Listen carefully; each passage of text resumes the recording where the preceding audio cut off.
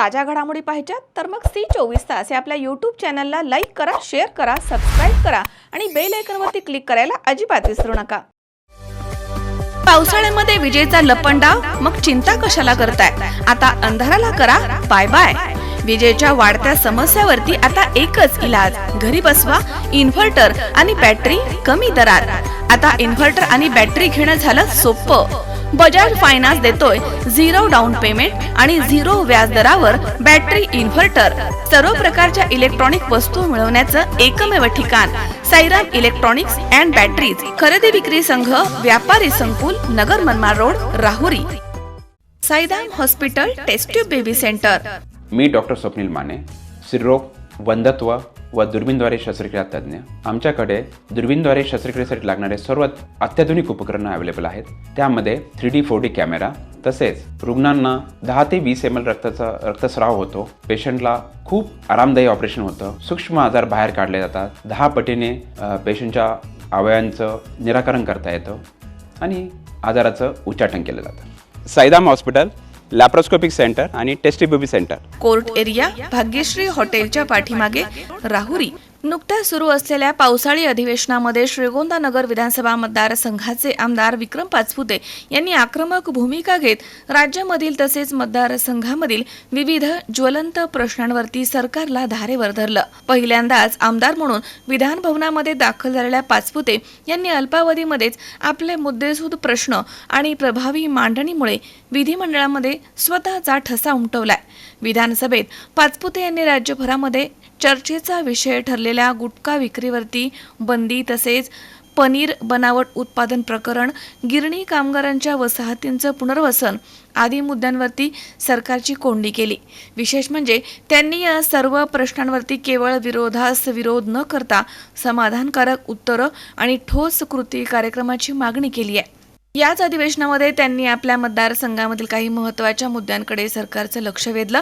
डिंबे माणिकडोह बोगदा, MIDCचा रखडलेला प्रश्न आणि सध्या चर्चेमध्ये असलेल्या सिस्पये शेअर मार्केट घोटाळा या 3 गंभीर विषयांकडे त्यांनी सरकारचं तातडीनं लक्ष वेधत कारवाईची मागणी केली आहे। या घोटाळ्यामध्ये अनेक नागरिकांची फसवणूक झाली आहे, गुंतवणूकदारांचे पैसे अडकलेत, याकडे त्यांनी गांभीर्यानं लक्ष वेधलंय।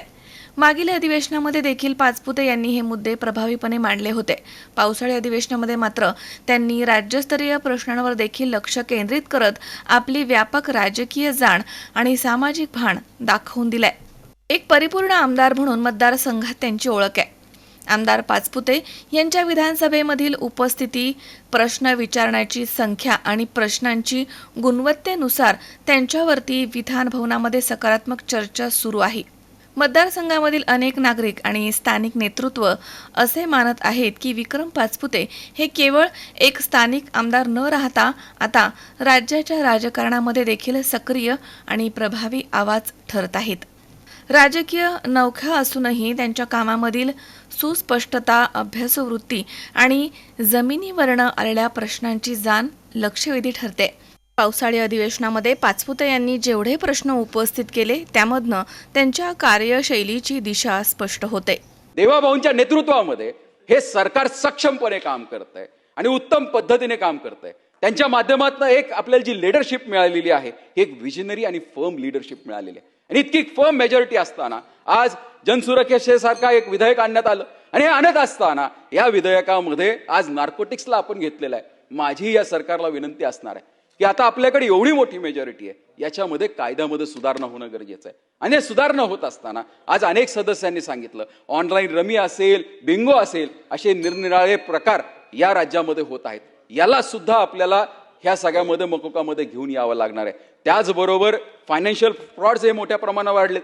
अध्यक्ष महोदय, माझ्या मतदारसंघामध्ये सिस्पे नावाचा एक प्रकार चाललेला आहे। शेकडो कोटी रुपये लोकांचे त्यामध्ये गुंतलेले आहेत आणि जर हा सिस्पे फेल गेला तर माझ्या मतदारसंघ परत एकदा 10 वर्ष मागे गेल्याशिवाय राहणार नाही। कारण अनेक शेतकऱ्यांचे पैसे त्याच्यामध्ये, शेतीच्या दृष्टिकोनातून आज आमच्या सरकारने इतकी मोठी कामं हातामध्ये घेतलेली आहेत। AIचा वापर हा ॲग्रिकल्चरमध्ये कसा करता येईल या दृष्टिकोनातून खरं तर प्रयत्न चालू आहे। कारण शेती ही निसर्गावरती अवलंबून आहे, कोणी प्रेडिक्ट करू शकत नाही। पण AI ज्या पद्धतीने विकसित होत आहे, उद्याचं वेदर हे प्रेडिक्शन करू शकतात, उद्याचा येणारा काळ हा प्रेडिक्ट करू शकतात. त्यामुळे उद्या आमच्या शेतकऱ्यांना कुठेतरी दिलासा मिळू शकतो, त्यांचं नुकसान टळू शकतं. या दृष्टिकोनातनं जो सरकारने प्रयत्न केलेला आहे याला थोडासा आपल्याला वेग घ्यावा लागणार आहे. मी मगाशी सांगितलं की governance, fair, firm and forward thinking हे खूप महत्वाचं आहे, पण याच्याबरोबर वेगही तितकाच महत्वाचा आहे. आज या राज्याचं मंत्रिमंडळ हे वेगाने काम करतंय, आज सरकार वेगाने काम करतंय. सरकारबरोबर प्रशासनालाही तितक्याच ताकदीने काम करावं लागणार आहे, तितक्याच वेगाने काम करावं लागणार आहे, तर हे सगळे प्रश्न मार्गी लागू शकतात.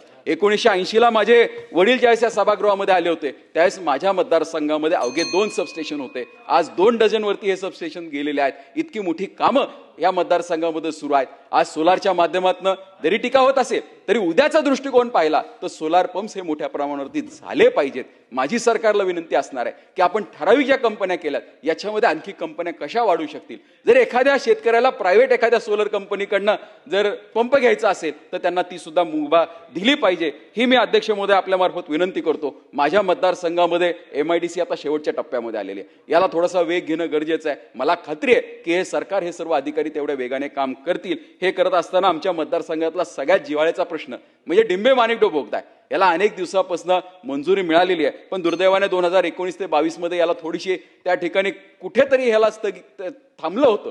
याला परत वेगवान करावा लागणार आहे. हा प्रकल्प परत एकदा सुरू करावा लागणार आहे. त्याचा फायदा माझा आणि आपल्या मतदारसंघापर्यंत अनेक जणांना त्याचा झाल्याशिवाय राहणार नाही. त्याचबरोबर साखळी योजना जी आहे तिला वेगवान करावं लागणार आहे. अध्यक्ष महोदय, तसे मुद्दे अनेक असतात, मलाही खात्री आहे. मी कोणाची या ठिकाणी परीक्षा घ्यायला बसलो नाही, कारण सकाळपासून आपण बसलात, मी पण त्या ठिकाणी बसलेलो आहे. माझी आपणा सर्वांना विनंती आहे की ज्या मन लावून, म्हणजे ह्या सभागृह जितकं मन लावून काम करतंय याचा संदेश संपूर्ण राज्यामध्ये, संपूर्ण प्रशासनामध्ये जाणं गरजेचं आहे. ज्या तळमळीने आपण या ठिकाणी प्रश्न मांडतो त्याच तळमळीमध्ये या सभागृहाच्या बाहेर असणाऱ्या अधिकाऱ्यांनी सुद्धा आपली जाणीव ठेवली पाहिजे, एवढीच अपेक्षा या ठिकाणी व्यक्त करतो आणि थांबतो. अध्यक्ष महोदय.